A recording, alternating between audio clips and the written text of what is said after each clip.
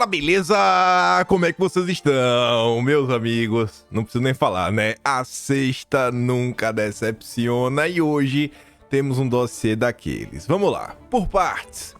Quero abrir o vídeo hoje falando sobre os amigos do petismo, uma notícia muito interessante que saiu ontem de um amigo do Paulo Pimenta, que agora virou sócio de uma empresa muito interessante da área de comunicação, uma notícia escandalosa que saiu na Folha de São Paulo. Quero comentar com vocês sobre o editorial de hoje, que saiu no Estadão, que fala sobre o acordo de mentirinha lá na Venezuela, que é basicamente o que a gente comentou no dossiê de ontem. Para entrarmos no segundo tema, Bolsonaro falou algumas coisas sobre Lula, que eu acho que são relevantes, falou antes de algumas notícias irem ao ar, e aí eu quero mostrar essas notícias para vocês que foram ao ar ao longo do dia de ontem.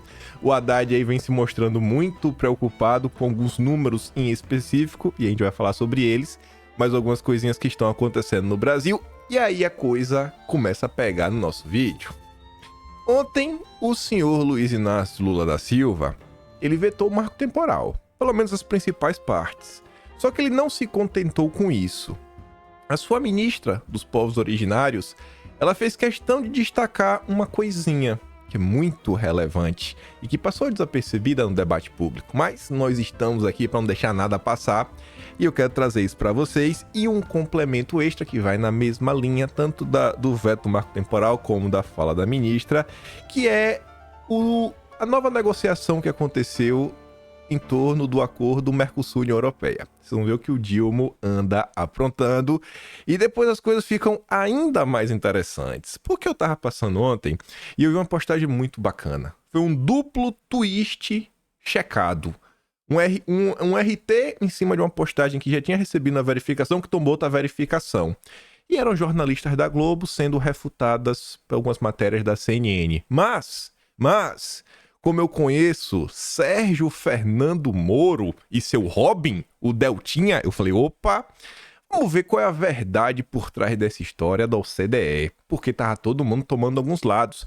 E aí temos que falar sobre meias verdades que acabam talvez sendo meias mentiras, polarizações, teatro das tesouras, mas já me alonguei demais nessa introdução e vamos, que hoje promete. E vamos começar rapidinho aqui, até falando da Globo, né? No dia de ontem, alguém tomou uma cervejinha, repórter da Globo tem um celular furtado durante transmissão ao vivo no Bom Dia São Paulo. Salve, salve, é isso aí, né? Agora faz o L. A Globo não vem tendo um momento muito bom. Outra rapidinha, repórter da Globo xinga a própria emissora ao vivo. Globo lixo. Isso foi no início da semana, que é 15. Mas vamos lá. Vamos pra começar bem, com o pé direito, aquela notícia, né, que deixa os brasileiros muito felizes. Então, no final da noite de ontem, né, no encerramento de sexta, para começar bem o sábado, amigo de ministro de Lula vira sócio de agência contratada pelo governo. Não é qualquer amigo, não é qualquer agência. Juliano Coberlini é ligado a Paulo Pimenta, da Secom. Uai, peraí. Agência só não vai me falar que essa agência está sendo contratada pela Secom, né? Que aí vai ficar meio estranho. Outro lado, ambos negam qualquer tipo de irregularidade. Bom, eu espero que a agência não tenha sido contratada pela Secom. Mas a Folha nos conta que o cientista político Juliano Coberlini, amigo próximo do ministro-chefe da Secom, Paulo Pimenta, virou sócio da Nacional Comunicação, uma das agências de publicidade que atendem à presidência da República. Coberlini é o vice-presidente da comunicação institucional da empresa, que também tem como clientes os Ministérios da Saúde, das Cidades e do Desenvolvimento Social. De acordo com os registros oficiais, ele entrou para a sociedade em março deste ano, após a posse de Lula do PT. Também foram registrados acessos do publicitário ao Palácio do Planalto em 22 dias nos 3 primeiros meses. Em 90 dias, e a gente sabe que normalmente Brasília só funciona de terça a quinta, né? É o pai do tempo. Às vezes não, né? Mas vamos botar de, deixa eu ver, 3 meses. 3 meses, temos 12 semanas. Se a gente considerar que são 3 dias, né, de terça a quinta, vai dar 36 dias. De 36 dias, 22 ele bateu o carimbo lá. Rapaz, isso aí, né, antes dele se associar à agência. Os dados indicam a reunião seguida de almoço, no dia 19 de abril, entre Pimenta e representante nacional de comunicação e Maurício Moura, diretor do Ideia Big Data. As agendas mostram ainda compromissos de Corbellini do Planalto após entrar na empresa em 26 e 27 de abril.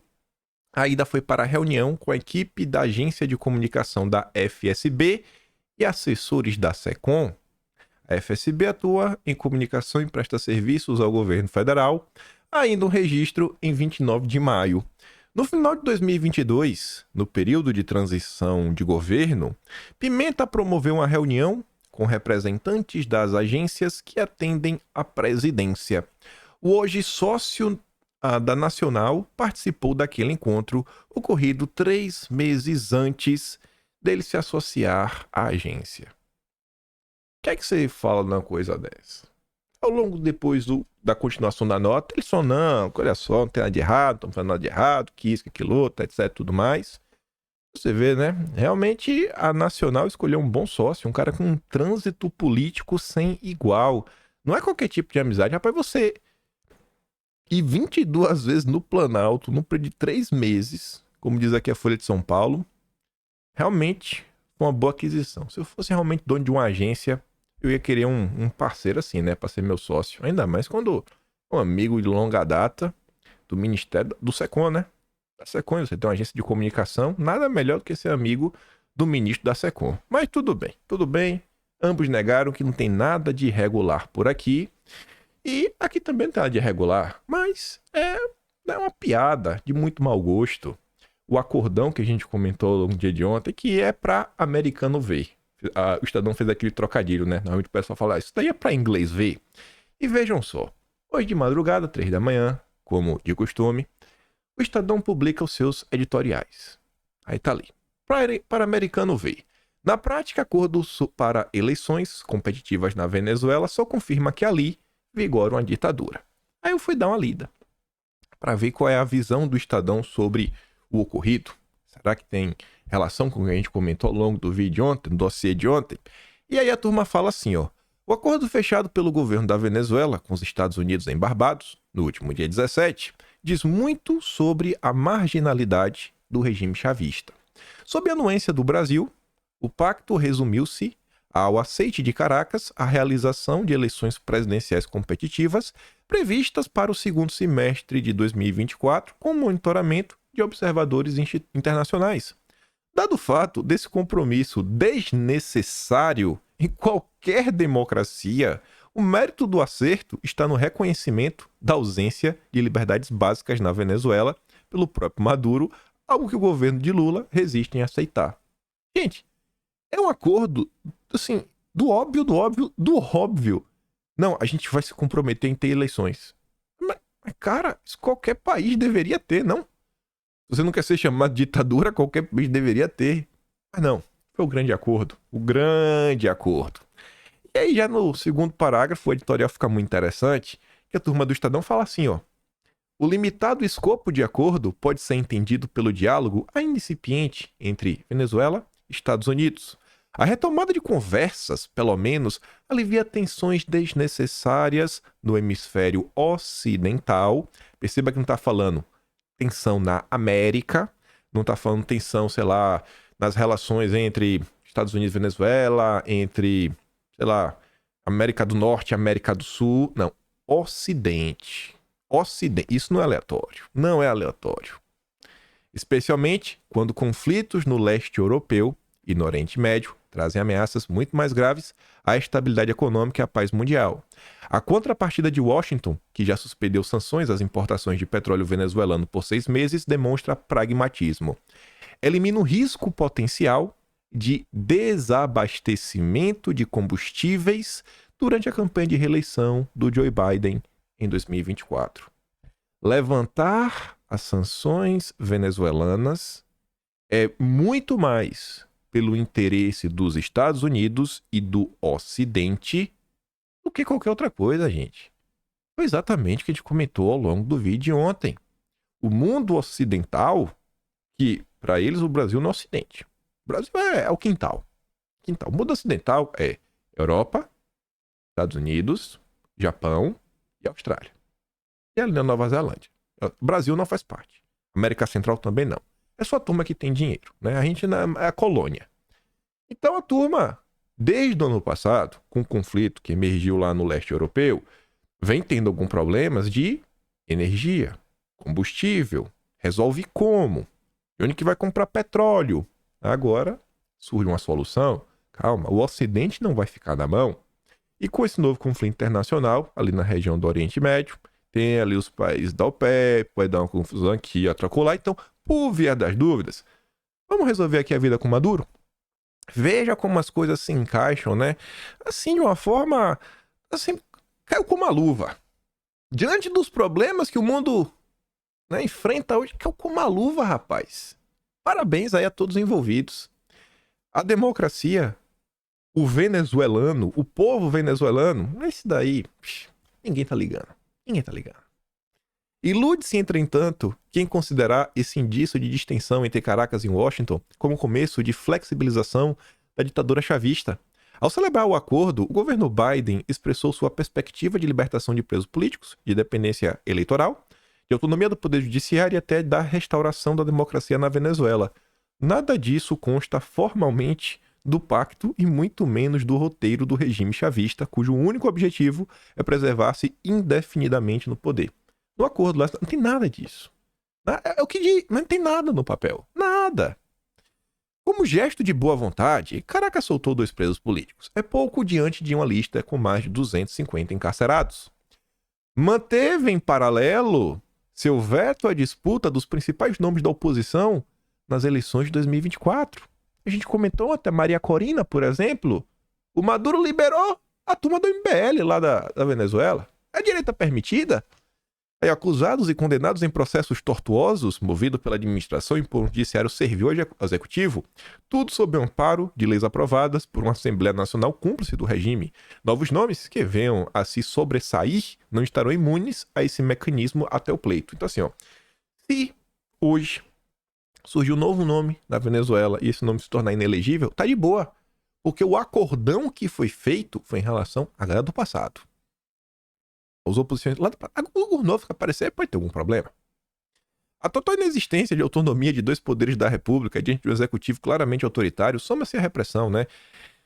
A turminha do mal, né? A população que vem atuando contra a população urbana, o abuso das forças de segurança, controle da entrega de benefícios sociais, a mordaça sobre a imprensa livre. Nesse contexto, acreditar em eleições presidenciais competitivas na Venezuela em 2024 pode ser conveniente neste momento. Agrada, né? Conveniente aceitar, acreditar que isso é verdade, porque aqui é petróleo. Mas está a anos-luz de uma leitura realista sobre a preservação do domínio chavista, sob amparo de fraudes e restrições à oposição nas últimas 2 décadas. Imaginar a redemocratização do país requer sublimação ainda maior. Passa necessariamente por enxergar o regime de Maduro tal qual é, uma ditadura. Não vai deixar de ser. Mas o maluco, até então, éramos nós. Porque vocês acabam me ouvindo e muitas vezes concordando, né? Então a gente era um maluco. Agora o Estadão falou a mesma coisa, com alguns meses de atraso, né? Porque a gente comentou sobre, no vídeo eu mostrei, né? O que a gente vinha comentando aqui, e muitos de vocês concordando, desde março. Agora eles falam. Não, não é o Lula, vassalo do Biden? Não é assim não. Vamos esperar aí para ver os próximos movimentos.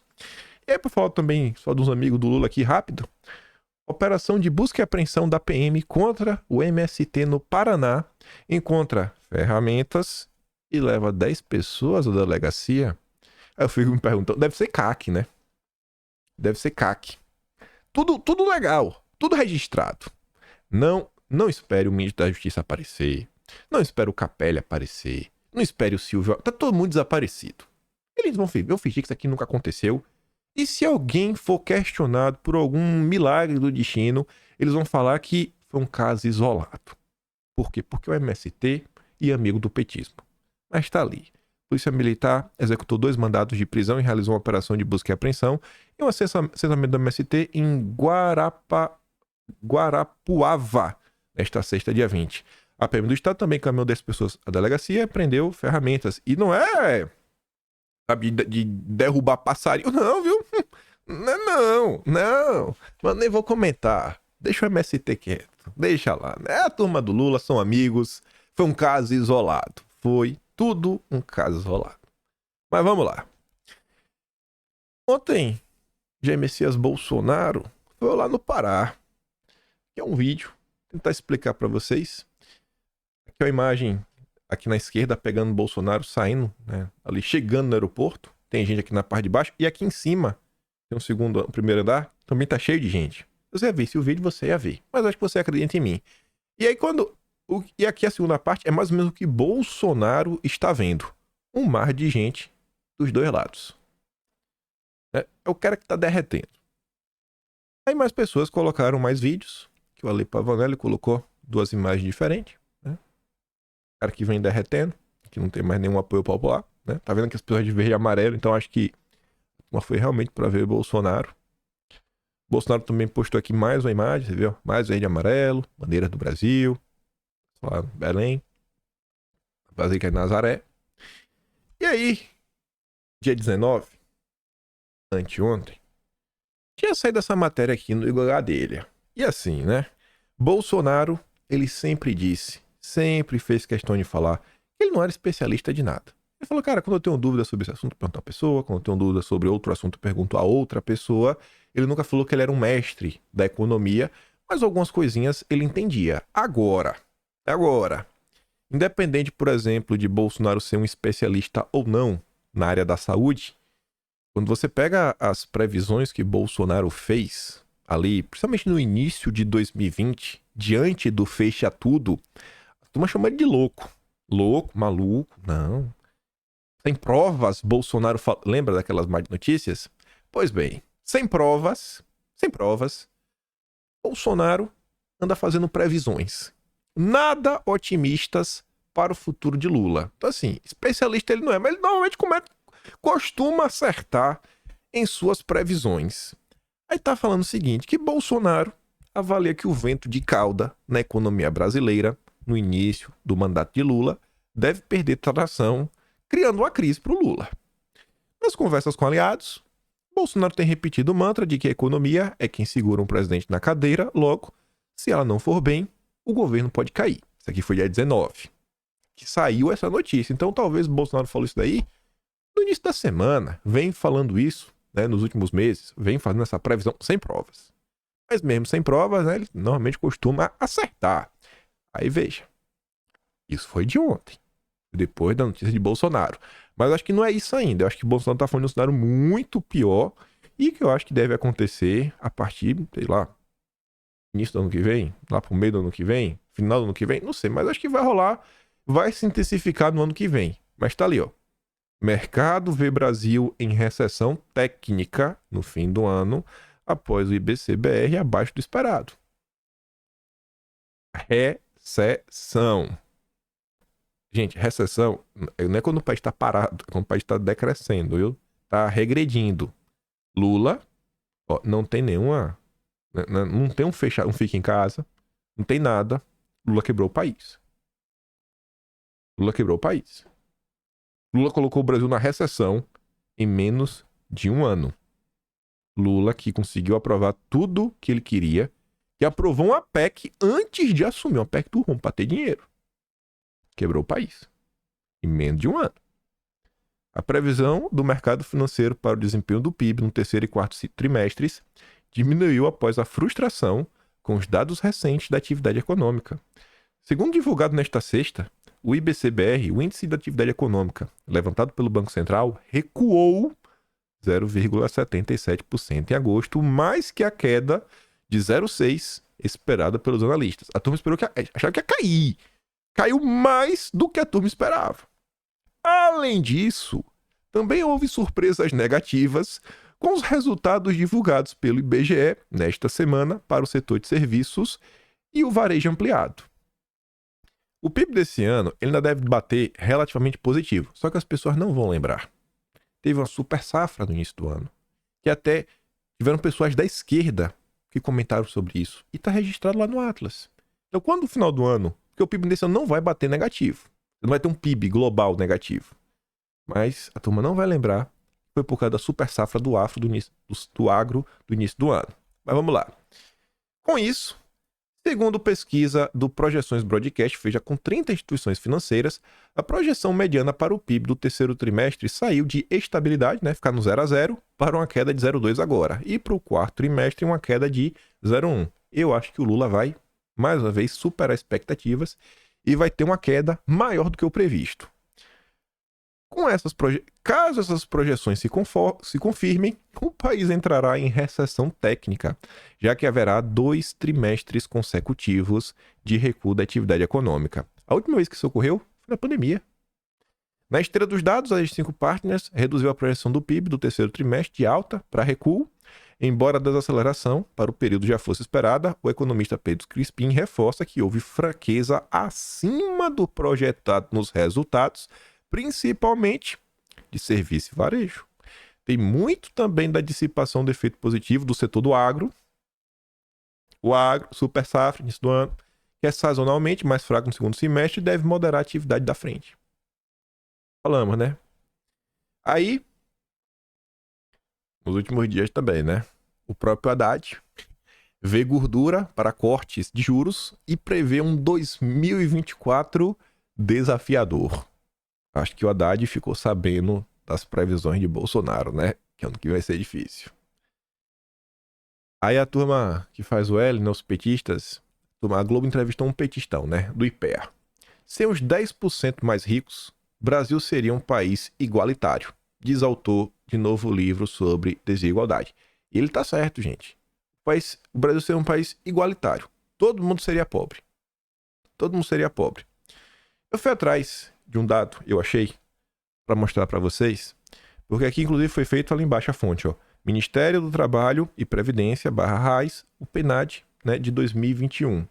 A turma do Brasil em Mapas fez isso daqui para mostrar o seguinte: quanto você precisa ganhar para você estar no 10% mais ricos. Você pega o estado onde os 10% mais ricos mais têm dinheiro é o Distrito Federal. É 5 mil. Se você ganhar mais de 5 mil, você está entre os 10% mais ricos. Se você está em São Paulo, se você ganhar mais de 4.600, você está acima dos 10% mais ricos. Só que quando você olha aqui, ó, principalmente no Nordeste, Alagoas, se você ganha mais de R$ 2.300, que é menos de 2 salários mínimos, você já está entre os 10% mais ricos. A turma da Globo está defendendo acabar com quem ganha mais de R$ 2.500. Para todo mundo ficar igual, ou seja, todo mundo pobre. Entre um salário mínimo e um salário mínimo e meio, é isso? Aí realmente tá todo mundo igual, né? Não tem diferença. Ninguém quer falar o seguinte: não, vamos combater a pobreza. Ou então os super ricos. A turma quer sempre criar essas narrativas que é para tributar a classe média baixa. R$ 2.300 é classe média, eu acho que é classe média baixa. Não dá 2 salários mínimos. Não dá 2 salários mínimos, pessoal. Essa é a turma que tá no IPEA do Lula e que a Globo leva para bater papo. E é com isso daí que eles geram, né, várias ideias, por exemplo, para tributar, para botar imposto do pecado, por causa daquilo, porque tem que pagar. A gente tá tributando só os 10% mais ricos. Só que como você vai ver que são os 10% mais ricos, é classe média baixa. Deixa lá, né? Foi por isso que fizeram um L. Aí continua. 9 a cada 10 brasileiros perceberam agravamento da fome no país, diz um estudo. Mas, segundo o IBGE do Lula, que ele colocou lá o Marcinho Pokémon escolhido a dedo, o Brasil tá voando. Tá sensacional. Os preços estão caindo, tá tudo mais barato. Pesquisa do Instituto Brasileiro de Pesquisa e Análise de Dados, IBPAD, mostra que a doação de alimentos é a ação solidária mais comum entre brasileiros. E aí eu achei um comentário nas redes sociais de uma pessoa que não só falou, mas trouxe prints e tem até a ver com doação. Esse rapaz chamado Flávio Garage. Vez ou outra ele tá sempre arrecadando dinheiro pessoal e ele presta conta a tudo, ele faz doação lá, o pessoal da igreja dele. E ele tá sempre comprando, né, as cestas básicas. E ele colocou ali a nota fiscal da compra que ele fez em 2021. E aí ele colocou ao lado quanto está custando para comprar 200 cestas no mesmo estabelecimento nos dias atuais. E tá ali, ó, em 2021 gastaria R$ 12.000, 11.980. Atualmente, as mesmas 200 cestas estão custando R$ 15.154. aumentou R$ 3.150. Então não tá a mesma coisa, né? Mas, segundo a turma do Lula, tudo bacana. Aí, o ano difícil aí que o Haddad vem prevendo, que Bolsonaro tá falando, também tá descrito aqui, ó. Congresso trava a pauta econômica e põe em risco 67 bilhões do plano do Haddad para zerar o déficit. E, gente, tá óbvio que esse déficit não vai ser zerado, né? Mas tá mais que óbvio. No governo, além da preocupação com a votação dos projetos, existe um receio das propostas serem muito desidratadas. Isso vai acontecer. As propostas que vão passar, alguma coisa vai passar, isso é óbvio. O governo precisa arrecadar impostos, o governo precisa fazer alguma coisa. Então, bicho, não adianta. Vai ter alguma coisa, mas deve passar com alguma forma, sei lá, tira um pouquinho aqui, tira um pouquinho colar. Então, ainda que passe 67 bi, mas não vai arrecadar de jeito nenhum. Mas vamos lá. O governo deve tanto que pega dinheiro de investimentos para financiar a dívida de Campos Neto. Lula que fala tanto, não, que gasto, não é despesa, não é gasto, é investimento. Investimento não é gasto. Não, tem que investir. Só que para você investir, você tem que ter o dinheiro. E o dinheiro que o Lula tá gastando demais, né? Tá precisando fazer um pouquinho de corte para sobrar, para manter a balança comercial, né? Segurar a questão fiscal do país, para tentar reduzir a dívida, porque não dá para o país ficar pegando todo o dinheiro que produz, que em tese deveria ser uma sobra, para pagar juros da dívida. Só para pagar juros e a dívida não sai do lugar. E é o que está acontecendo. Então, quando você tem um rombo fiscal, o que acontece? A dívida aumenta. Se a dívida aumenta, os juros da dívida também aumenta. E não saímos do lugar. Pelo contrário, só fica pior. E com menos dinheiro para ser investido. Eu só ver aqui um negócio por um segundo. Mas vamos lá. Vamos para alguns eventos que aconteceram ontem. E tem algumas coisas muito interessantes. Aqui as coisas começam a ficar um pouco mais engraçadas no vídeo de hoje. Mas antes de falar sobre o veto do marco temporal, uma besteirinha aqui, uma besteirinha colar, a coisa que eu queria mostrar para vocês. Espero que tenha baixado aqui o vídeo. Pera aí.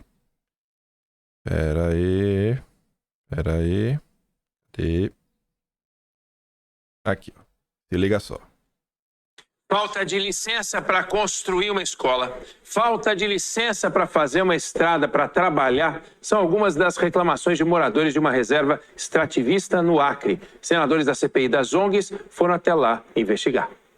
É difícil você olhar para seu filho e dizer, mãe, eu queria ir para a escola, eu queria ter uma vaca para me tomar leite, porque esse é o direito que vocês da ONG, CNBio, IBAMA, não nos dão. Esse é o depoimento de uma moradora da reserva extrativista Chico Mendes, no Acre. Os vizinhos também reclamam que são ameaçados e não recebem licença para trabalhar. A reserva foi criada em 1990. As famílias extrativistas vivem no local de forma legalizada, mas as atividades na área devem ser autorizadas pelo ICMBio. Segundo os parlamentares, não é permitida a construção de escolas e a única ponte que dava acesso a um colégio fora da reserva foi destruída pelo Instituto porque a madeira usada não era legalizada. O comando da CPI das ONGs foi verificar de perto as denúncias contra o ICMBio. Nesta sexta, senadores ouviram mais relatos durante uma audiência pública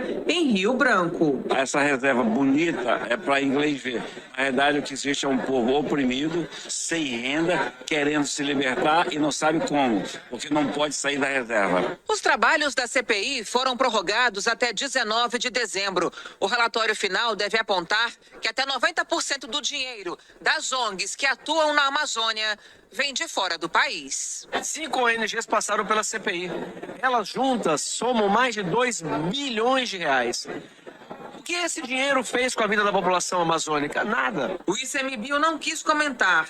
Na próxima quarta, os senadores vão visitar os índios Parecis, no Mato Grosso. Gente, tá todo mundo observando o que tá acontecendo lá fora. E o nosso país, todo dia, tem um problema. Fora os problemas que já existem há décadas, há séculos. A turma da CPI das ONGs foi lá no Acre. A Bandeirantes comentou. Quantas pessoas estão vendo? Não sei. A Band não tem o mesmo alcance que tem o Jornal Nacional. O William Bonner, ele é cúmplice, né? Ele tá do lado das ONGs. Total certeza. A Globo também. O pessoal tá falando que a prefeitura que construiu uma escola, porque não tem escola. Só que o ICMBio não deixa. Que é a turma da Marina Silva, que é a turma do Lula.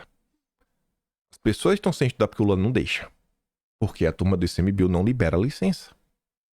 Tinha uma ponte para ir para a escola que ficava 20 quilômetros. A turma derrubou a ponte. Por quê? Porque a madeira é legal. Aí eu te pergunto, rapaz, a ponte já tá lá. Já tá lá a ponte. Já resolveram um problema. Você destruir a ponte vai resolver o quê? Nada. Mas essa é a sanha persecutória dos amigos da Marina Silva e da turma do Lula. Isso daqui não choca a população. Isso daqui não tem a mesma repercussão que os conflitos internacionais. Eu até entendo que a internacional você vê um monte de fotos, você vê um monte de imagem, o pessoal perdendo a vida. Mas, gente, olha a situação que está acontecendo dentro do Brasil, afligindo inúmeros brasileiros que têm a terra, mas não pode usufruir. Aqui não é um caso que a turma está pedindo benefícios. Não é que a turma está pedindo ajuda do governo para asfaltar uma rua. Não. Já estava lá. Eles tiraram o direito da turma estudar, porque quebraram a ponte. Aí, o Amazônia luta ali, ó. Não permitir crianças ter acesso à escola é algo desumano e que tem que ser judicializado. Mas vai recorrer a quem? Ao Ministério Público Federal? Que é a favor, por exemplo, do marco temporal? Está cada dia mais, né, sei lá, tomado por ideologias de um lado e de outro. O ICMBio não quer comentar? Ele deve comentar. São senadores em uma CPI. Não tem o que querer, cara. Tem que falar. Tem que trazer uma resposta. Não queremos comentar. Mas como assim? Cadê aqueles princípios da administração pública, da transparência, de servir a população de esclarecimentos? A turma do Lula não tá nem pra nada. Aí, o Plínio Valério fez uma postagem também sobre isso, comentando, ó, na diligência à reserva Chico Mendes, moradores contaram que a prefeitura quer construir uma escola, mas o ICMBio não dá licença. Tem uma escola a 20 quilômetros fora. Moradores construíram uma ponte para 70 crianças chegarem à escola. O ICMBio cortou a ponte porque a madeira não era certificada pelo ICMBio. Não era certificada. A terra é deles. Não pode usar. Você não pode fazer. Você não pode fazer. A terra não é sua. Não existe propriedade privada. Não tem mais nada. Aí o Plínio Valério apareceu também nas redes sociais. E aí eu às vezes gosto de trazer algumas postagens críticas para fora da direita para mostrar o seguinte, que a gente está diante de algumas situações tão absurdas que você não precisa ser de direita para você ver o absurdo que está acontecendo. Só o petista mesmo, raiz, aquele gado do Lula que não enxerga. Mas você vê aqui, ó, é um cara de esquerda. É o Força, que é o Rubens Gonzalez. Os vetos de Lula ao marco temporal não atendem os anseios dos povos indígenas, condena todos a fome e misérias eternas, relega os povos originários a meros figurantes para que as ONGs assaltem o país de uma vez por todas. Lula é um crápula, um agente colonialista. Tradução, é o vassalo do Biden. Todo mundo está percebendo. Aí, escuta o Plínio Valério. Nós estamos hoje aqui no Acre, no município de Chapuri, na reserva filipina, Verde Floresta. Aqui quem manda aqui é o CMBio. Mas olha quem manda no CMBio. Ó, olha lá. WWF. Você vê aqui que é o CMBio que comanda tudo, mas quem manda mesmo é WWF. Aquilo que eu vim dizendo para vocês. É o dinheiro que vem de uma ONG que paga esse pessoal para isolar. Nós estamos aqui na reserva, a gente está vendo a pobreza de quem mora aqui. Tudo aquilo que a gente diz para você, a gente pode comprovar aqui. Isolam, tornam reserva e deixam ficar ao léu.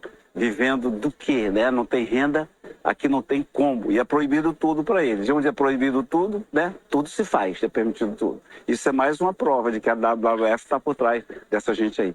Acre, município de Chapuri, reserva Chico Mendes. Gente, é uma placa do governo federal. República Federativa do Brasil, Reserva Extrativista Chico Mendes, Núcleo Base, Verdes Florestas. Até aqui, ó, ICMBio. E aqui embaixo, porque WWF tá na placa do governo federal. E aí, quando você proíbe tudo, olha esse ponto que ele tá falando, você proíbe, você bloqueia, as pessoas vão fazer o quê? Nada. Não tem como fazer. Daqui a pouco, o que vai acontecer? A turma vai embora. E a terra que é isolada vira fantasma. Não tem mais ninguém. Se não tem mais ninguém morando, ó. Aí a gente pode trazer, né? Os verdadeiros moradores no futuro próximo. Ou os verdadeiros exploradores. Aí veja, que agora a gente fala um pouco do marco temporal e essa questão do isolamento proposital. Lula veta marco temporal e sanciona apenas um terço do projeto. Um texto que não diz nada. Entre os pontos barrados está o cerne da proposta, que prevê que as terras indígenas devem se restringir à área ocupada pelos povos originários já na época da promulgação da Constituição em 1988. Pelo trecho, os indígenas que não estavam nas áreas até a data não teriam direito de reivindicá-las. O Lula vetou. A parte principal que diz que, ou tá lá desde 88, então esquece. Entre os demais pontos vetados estão artigos que flexibilizam a exploração de recursos naturais e a realização de empreendimentos dentro de terras indígenas por terceiros, ambientalistas e o movimento indígena viam brechas, né? Os zongueiros falaram para Lula que existiam brechas para permitir atividades como garimpo, agropecuária, abertura de rodovias, até aí tudo bem. Você fala, não, beleza. O ongueiro está preocupado que o garimpeiro malvadão vai lá. O ongueiro está preocupado que o pecuarista malvadão vai lá fazer uma grilagem de terra, colocar gado. O ongueiro está preocupado que vai abrir uma rodovia, aí vai passar um monte de carro, vai atazanar a vida do indígena. Só que aí, olha só. A turma também via com preocupação os ongueiros que o Lula serve.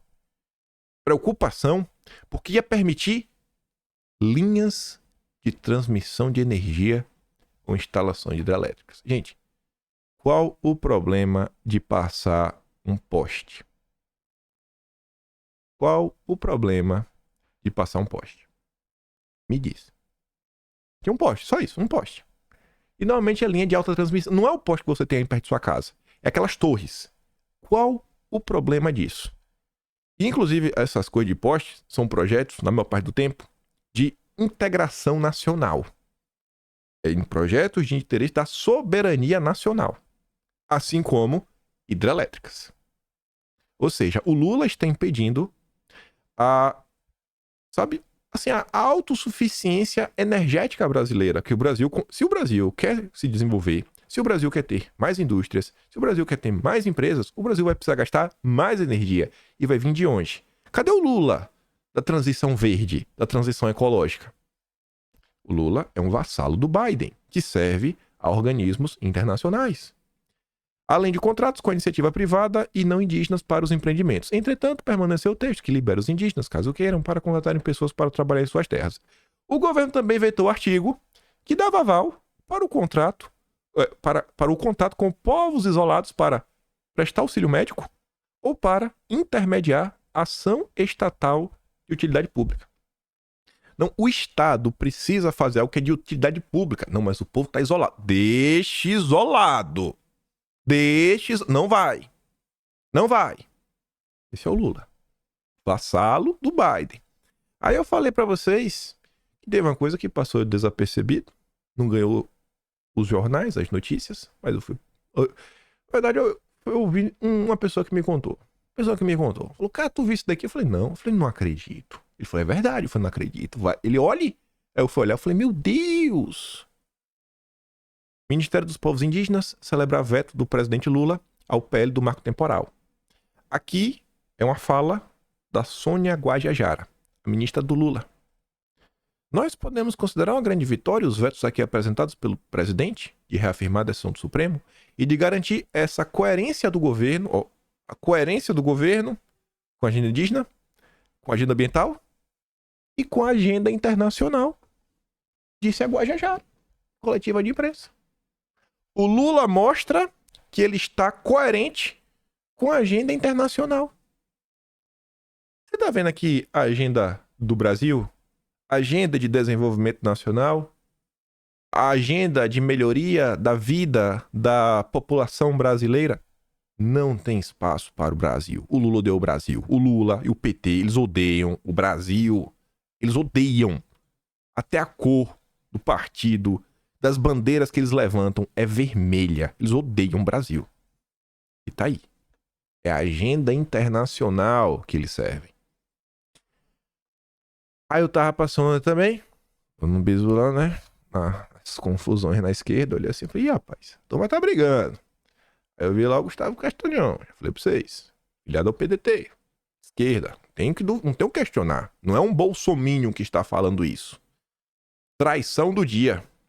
O governo Lula está vendendo o futuro do Brasil por 12 bilhões de euros, enterrando para sempre a possibilidade de nossa reindustrialização. Baratinho não, mas uma bolada para as ONGs petistas. Eu falei, rapaz, o que é isso? Aí eu vi ali, né, o Lula com a Ursula von der Leyen, presidente lá da União Europeia, Bruxelas. Eu falei, ih, o que é isso aí, né?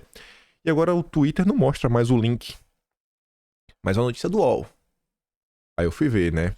Notícia do Jamil Chad, que antigamente a esquerda falava que era um porta-voz da OTAN, ou seja, era um vassalo do imperialismo. Mas agora o Jamil Chad sabe de tudo do petismo, porque o petismo agora serve ao Biden. Eu digo, gente, eu até repetir, né? Quando eu falo assim, o Lula serve ao Biden, não é que ele serve ao Biden. Ele serve ao grupo político que o Biden está alinhado. A gente fala de forma mais irônica. Que seria aqui? Que grupo é esse? É o que se chama de globalismo.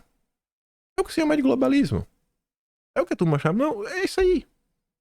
O Lula não tá alinhado, o bloco, o Brasil. Não, ele tá alinhado. Tá seguindo toda a agenda do que a turma chama de globalismo. Mas tá ali, ó. Brasil propõe fundo ambiental com 12 bilhões de euros para fechar o acordo com a União Europeia. Vamos fechar o acordo? Esse acordo é ruim pro Brasil. Mas faz um fundo aí com 12 bilhões que a gente fecha. Esse Lula é demais, viu? Aí veja, como isso daqui encaixa, inclusive, com as falas do próprio Lula, mas ainda mais com as falas do Haddad e do Alckmin. Vocês vão lembrar, não sei se você deve lembrar, alguns vão lembrar. Você lembra quando eles eram com esse papo de neo-industrialização e o próprio Lula e Alckmin, né, escreveram juntos? Lula não escreve porcaria nenhuma, mas publicaram um texto lá no Estadão que tá assinando com Lula e Alckmin. Mas não foi, eles escreveram. E eles estão falando de neo-industrialização. E eu falei, olha pessoal, a esquerda, ela não usa nenhum termo de forma aleatória. Se a esquerda tá falando neo-industrialização, é porque isso daqui é uma coisa específica. Não confunda neo-industrialização com reindustrialização. Reindustrializar é desenvolver as indústrias. E acabou. Neo-industrialização é alguma coisa extra. E aí quando você via o que o Haddad falava, o que o Alckmin falava, não. É a nova indústria. É a indústria verde.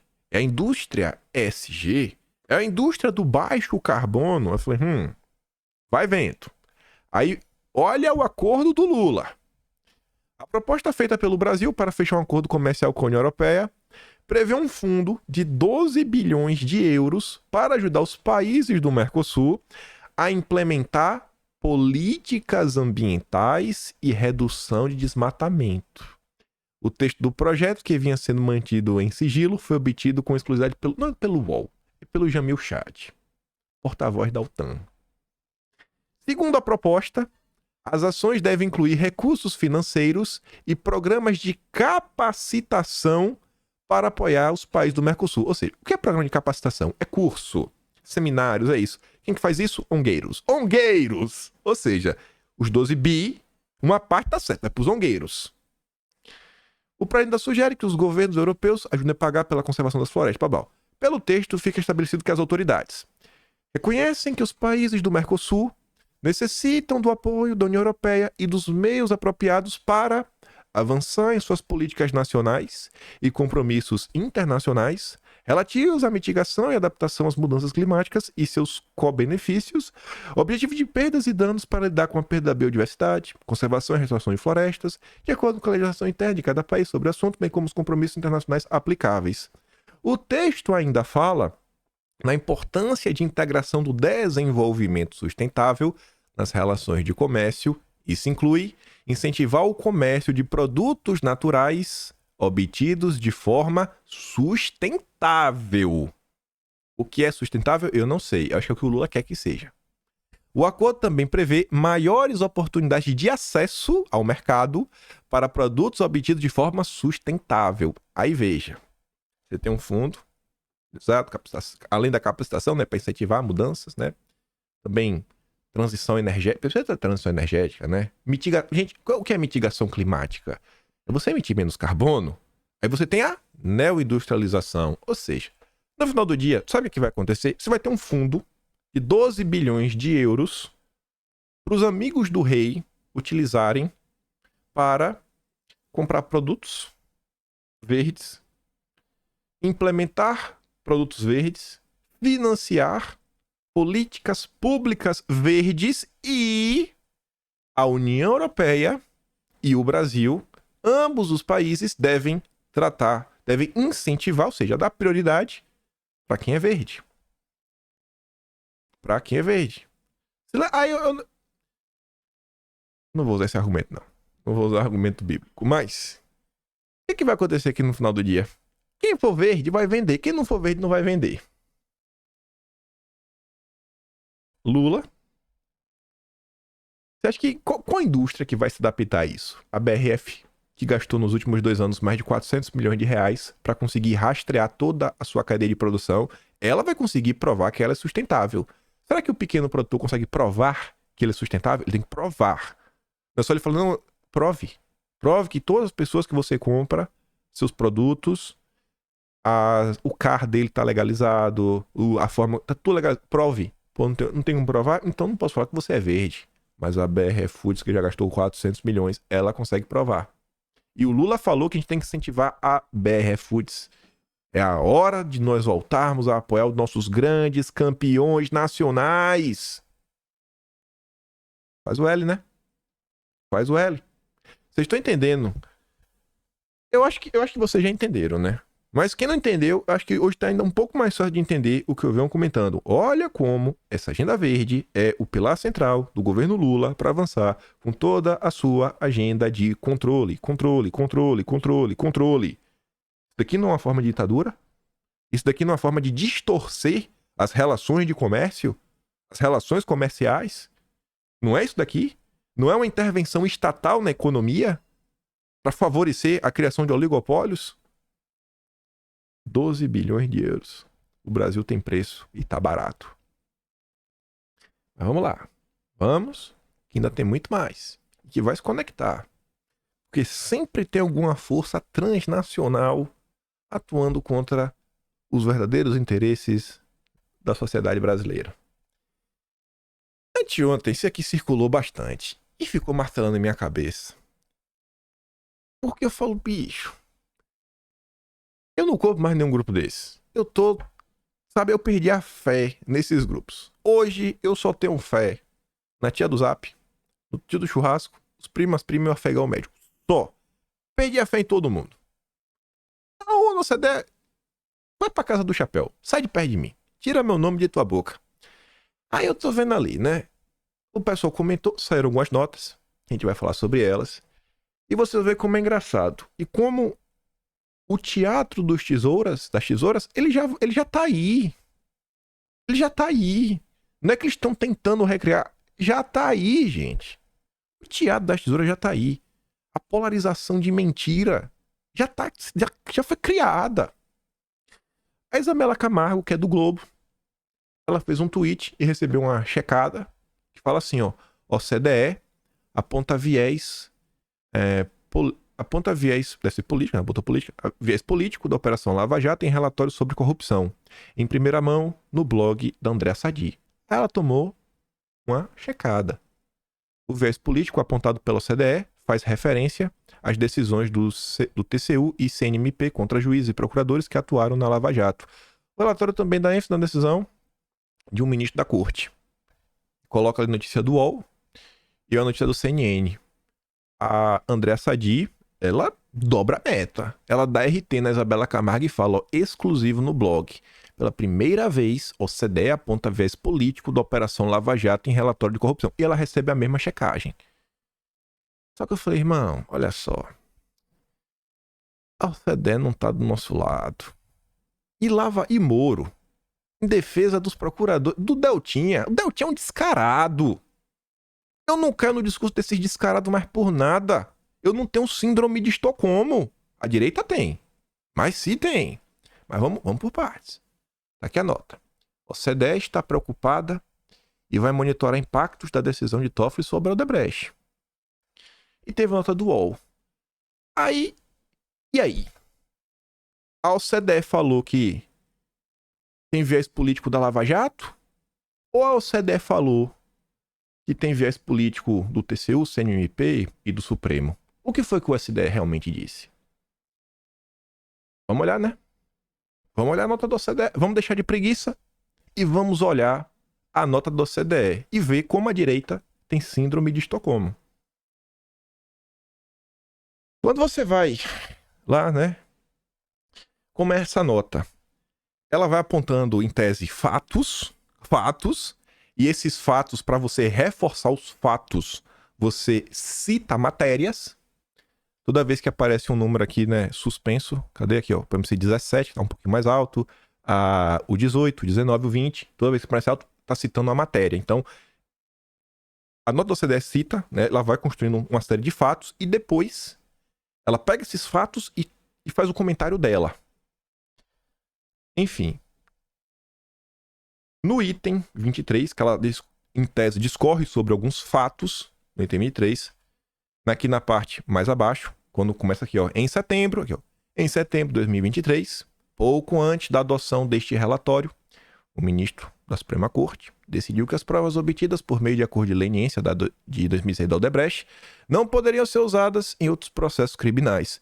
Embora a decisão não tenha atacado diretamente a acordo de leniência em si, relatos da mídia indicaram que a decisão levantou dúvidas por parte de vários advogados brasileiros quanto à validade do acordo de leniência. Ó, tá citando uma preocupação em relação a que o ministro falou. Vai na linha do que a CNN disse. Aí, depois de apresentar esses fatos, no final da página 12, início da página 13, tem um comentário da OCDE. Aqui na parte de baixo, mais especificamente quando começa aqui, ó, the lead examiners encourage Brazil to... Aí tá aqui, ó. Os examinadores líderes incentivam o Brasil a usar sua experiência comprovada na investigação de casos complexos de corrupção transnacional para aplicar com mais vigor as leis contra o suborno estrangeiro e infrações relacionadas. Além disso, após a recente decisão de um ministro da Corte Suprema relacionada às evidências obtidas no acordo de leniência do Odebrecht, os examinadores líderes, ou seja, a turma da OCDE, recomendam que o grupo de trabalho acompanhe as potenciais consequências que essa decisão pode ter nos acordos de leniência do Brasil em casos de suborno estrangeiro, em particular no que diz respeito à sua segurança jurídica. Eles também recomendam que o grupo de trabalho acompanhe as potenciais consequências que essa decisão pode ter na capacidade do Brasil de fornecer e obter assistência jurídica mútua em casos de suborno estrangeiro. Ou seja, quando a nota da CNN, que a gente comentou, que está aqui embaixo, fala que, ó, a OCDE está preocupada com a decisão lá da Corte Suprema, isso é verdade. Mas só porque essa nota é verdade, significa que o que a Andréa Sadi falou é falso? Será que as duas coisas não podem estar acontecendo? Será que a OCDE não pode ter criticado a maior corte brasileira, mas também criticado o Moro, o Deltinha? Será que não? Vamos voltar para a nota. Aí você vai descendo. Item 184. Em 2019, a mídia obteve acesso a mensagens privadas trocadas entre procuradores federais e um juiz federal envolvidos em uma força-tarefa da Lava Jato. Tá falando do Deltinha, tá falando do Moro, encarregado de investigar e processar várias infrações, incluindo suborno estrangeiro. Essas mensagens mostram que os procuradores federais e o juiz federal agiram com viés político em casos envolvendo diversas figuras políticas nacionais. Concluindo que o juiz havia violado seu dever de imparcialidade, o Supremo anulou várias condenações de outras decisões proferidas contra indivíduos específicos. A politização e a falta de neutralidade reveladas por essas mensagens também levaram à descontinuação do modelo das forças-tarefa. O Brasil enfatiza, que é também nesse contexto, que a lei de abuso de autoridade foi aprovada pelo Congresso Nacional com o objetivo de proteger os direitos dos réus a um julgamento justo. Aí, após esses comentários, tem os 184, vai até 200 e poucos comentários, e aí a OCDE traz a opinião dela no final da página 56, início da página 57, mas antes de mostrar, que eu falei para vocês, ó, quando aparece um número suspenso, aí fala, né? Por exemplo, aqui é uma notícia, ó, Metrópolis, a data, Revista Piauí, Folha de São Paulo. São as citações. Olha a outra citação que também está na nota da OCDE. Transparência Internacional. A transparência também está aqui. A Transparência Internacional também é referência para a OCDE. Mas vamos voltar. Aí, nessa parte aqui de baixo, ó, já nesse segundo parágrafo, começa realmente o segundo parágrafo. The lead examiners recommend that Brazil take all necessary. Os examinadores líderes recomendam que o Brasil adote todas as medidas necessárias, como questão prioritária, para garantir que os fatores proibidos pelo artigo 5 da Convenção não possam, sob nenhuma circunstância, influenciar a investigação, acusação e resolução de casos de suborno estrangeiro ou comprometer de qualquer outra forma a independência dos promotores, incluindo, primeiro, estabelecer salvaguardas para proteger o Ministério Público Geral contra a politização ou percepção de politização. Ó, tem que fazer isso, estamos recomendando. Protejam o MP de ser politizado. Outra recomendação da OCDE: reforçar garantias contra possíveis viés políticos por parte de agentes da lei. A OCDE está preocupada com Deltinha? Está preocupado com o Moro, como eles agiram no passado? Mas, até hoje, porque o Moro colocou o Lula na cadeia, a turma acha que o Moro é um cara bacana. A turma assim fala, meu Deus, gente, até quando? O que mais precisa acontecer nesse país para as pessoas entenderem? Ó, esse cara, ele tá do lado do Brasil. Essa pessoa não tá. Tá contra. Bem como contra o possível uso arbitrário de medidas disciplinares ou de responsabilização como meio de retaliação contra promotores envolvidos em ações sensíveis de combate à corrupção e ações relacionadas. Aí o Deltinha, aquele descarado, ele pegou essa parte em vermelho para falar, olha, a OCDE está me defendendo. A OCDE está reclamando da forma que eu fui perseguido. Não, mas a OCDE também está falando, cara, das suas mensagens vazadas, do que você aprontou. Vocês gostam do Flávio Dino? Eu acho que não. Vocês sabem que é o irmão do Flávio Dino? Vocês sabiam que ele é um procurador da República? Vocês sabiam que em 2017 o Deltinha recebeu uma mensagem do Cláudio Dantas, que agora tá na Jovem Pan, perguntando, e aí Deltinha? Quem é o candidato de vocês pra gente poder dar aquela força no antagonista? Aí o Deltinha falou, peraí que eu vou falar com o Boquita, que era lá o Carlos Lima. E aí, Boquita? Que é o nosso. O Boquita falou 2 nomes. Um era o Nicolau Dino, irmão do Flávio Dino. Esse é o Deltinha aí. Mas ele mudou. Ele agora tá lá no Novo. O verdadeiro Partido Conservador do Brasil.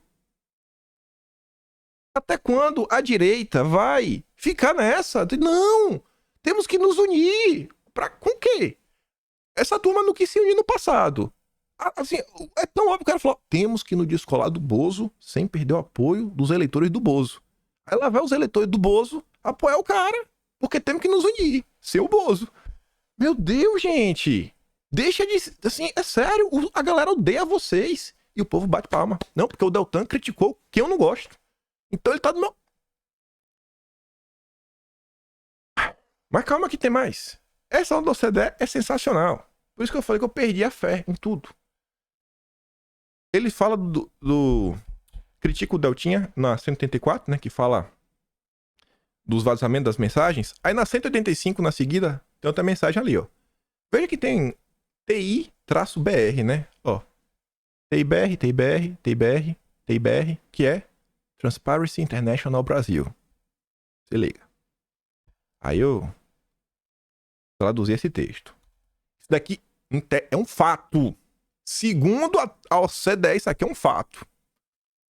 Além disso, entre 2019 e 2022, ou seja, durante o governo Bolsonaro, a ONG estrangeira, financiada pelo Jorge Soros e a Fundação Ford, a Transparência Internacional, que são amigos do Deltinha, compartilhou vários relatórios com o grupo de trabalho, ou seja, compartilhou o relatório com o CDE, nos quais enfatizou a crescente politização do Ministério Público Federal nos últimos anos. De acordo com a Transparência Internacional, o mandato do atual PGR, ou seja, o Aras, tem sido marcado em particular por interferência política indevida em investigações de alto perfil. Segundo a Transparência Internacional, os amigos de Deltinha, eles contaram para o CDE que Bolsonaro está interferindo no Aras. Qual foi a interferência? Qual foi a interferência que teve? Embora esses incidentes não estivessem relacionados a casos de suborno estrangeiro, a Transparência Internacional sustenta que eles têm o potencial de reduzir a capacidade institucional do Ministério Público e sua autonomia para investigar esquemas de corrupção envolvendo políticos, empresários, proeminentes e reverter o envolvimento das autoridades e instituições brasileiras no combate à corrupção. As alegações da Transparência Internacional são apoiadas por vários artigos da mídia. Jornalistas também reconheceram essa situação durante visita em loco. Os jornalistas falam que o Aras é parcial, porque Bolsonaro está interferindo na PGR.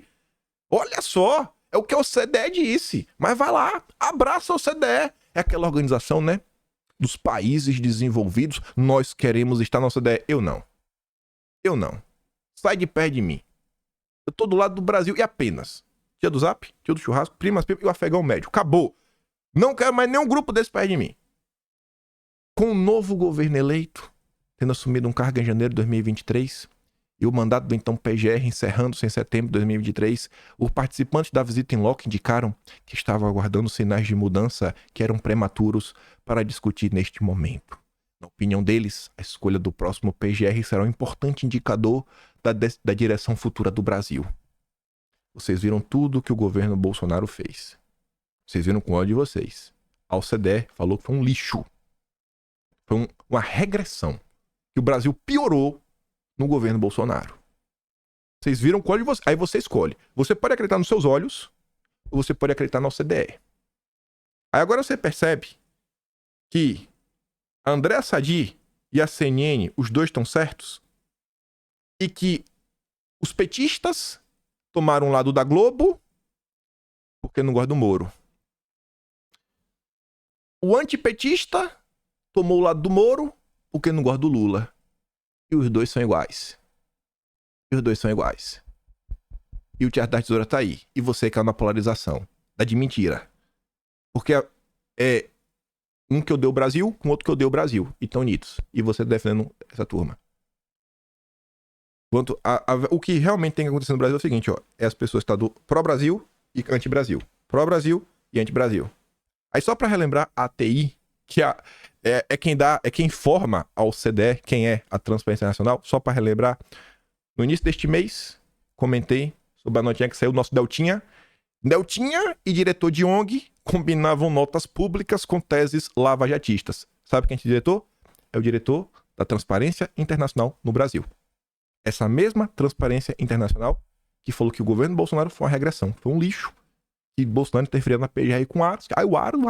Deve ficar com de Lindora também, né? Deve ser. A notícia é muito maior do que isso. Tá no início do mês. Aí pra relembrar também, 2020. O desmonte no combate à corrupção começou. E os resultados se refletem na pior posição do Brasil na série histórica. Divulgado pela Transparência Internacional. Segundo o Deltan Dallagnol, em janeiro de 2023, o Brasil estava pior do que nunca. Janeiro de 2020. O início do segundo ano do governo Bolsonaro, o Brasil estava pior do que nunca. Como? Depois de um petrolão, depois de um mensalão, depois de tudo que foi revelado pelo PT. Como o Brasil estava pior? Mas está segundo o Deltinha. Mas vamos bater palma, gente. Vamos. O Deltinha tá contra o Lula. Não, vamos. Ele mudou. Ele agora é o líder do verdadeiro Partido Conservador do Brasil, que é o Partido Novo, que mudou de cor, não pelo que acredita, mas porque fizeram uma pesquisa e viu que é mais fácil de enganar as pessoas colocando a cor azul. Como é que você muda as cores de um partido por base de uma pesquisa? Não por base nas suas crenças, não é convicção, não é crença, é pesquisa. É tudo assim, como a gente pode influenciar mais. Não é convicção, cara. Essa turma não gosta do Brasil. Não gosta, gente. 25 de janeiro de 2022. A transparência internacional é clara sobre o motivo de fracasso do Brasil. O país sofreu retrocessos no arcabouço legal institucional anticorrupção do país por força de ações do governo federal. O governo Bolsonaro acabou. E a turma esquece. Aí pra lembrar, ó. Olha quem financia a Transparência Internacional. Fundação MP Society, Fundação Ford, Gordon Betmul, Luminate, a própria WWF que a gente falou antes. Aí calma. Fernando Henrique Cardoso, quando abriu o Sebrap, se lembra lá? A gente comentou a semana passada. Muita gente viu. Foi com 180 mil dólares. Era muito dinheiro ali em 69, hein? 1969. Vamos botar arredondado até mais. 200 mil dólares. É muito dinheiro. Muito dinheiro. Deltan admite erro sobre fundo da Lava Jato e critica argumentos de Toffoli sobre Odebrecht. Ele admite um erro. Sabe qual era o erro? O Deltan ia criar, basicamente, uma ONG que seriam repatriados para essa ONG, para esse fundo, não 200 mil dólares, como foi o Sebrap. Se você corrigir os 200 mil dólares, vamos corrigir jogando lá pro alto. 200 mil dólares em 69, hoje seriam 20 milhões de dólares. Óbvio que não é. Mas vamos botar 20 milhões, será muito dinheiro. Imagina tu ter uma ONG com 20 milhões de dólares. Sabe quanto é o valor que essa ONG ia ter? 2 bilhões de reais. É o fundo da Lava Jato. Você já imaginou o que o Deltan ia fazer com isso? Os custos? Como ele ia combater a corrupção? Esse think tank? Se você acha que 2 milhões faz diferença, 20 milhões faz diferença, tu já é com 2 milhões pra defender e avançar com a pauta anticorrupção no Brasil? A polarização já tá acontecendo e as pessoas já caíram.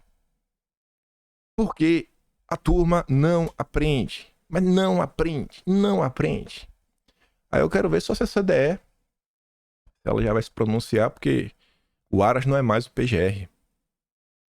O PGR vê claro o viés político e se posiciona contra a abertura de inquérito sobre relógio de Lula. Aí a Bárbara coloca aí nesse do painel. Relógio de 80 mil, usado por Lula, não consta em lista de presentes oficiais. Que é o Piaget. Vai lá, pessoal. Abraço a CDE. É o grupo dos países ricos, né? Temos que fazer parte dele. Vamos seguir as regras da OCDE. É do bem. Confia. É tipo a ONU. Confia. É pelo bem do Brasil. Confia que é pelo bem do Brasil. Vai lá. Leva o Moro junto. Dá um passeio com ele. Né? Tem pena. Pega no copo, porque ele prendeu o Lula, né?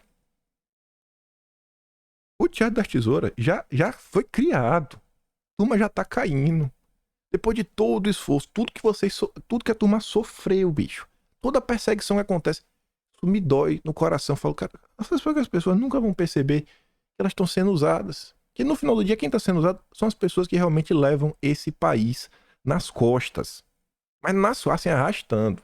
Todo dia sofrendo, com 1001 preocupações, com tudo que ela deveria ter, ela não tem, que o governo não entrega nada. Se ela quiser, ela tem que pagar dobrado, que é o imposto e ainda ter. Porque educação, o povo quer colocar na escola particular. Se é transporte, tem que comprar o próprio carro. Se é segurança, quer morar em condomínio. Por quê? Porque todo mundo perdeu a fé no país.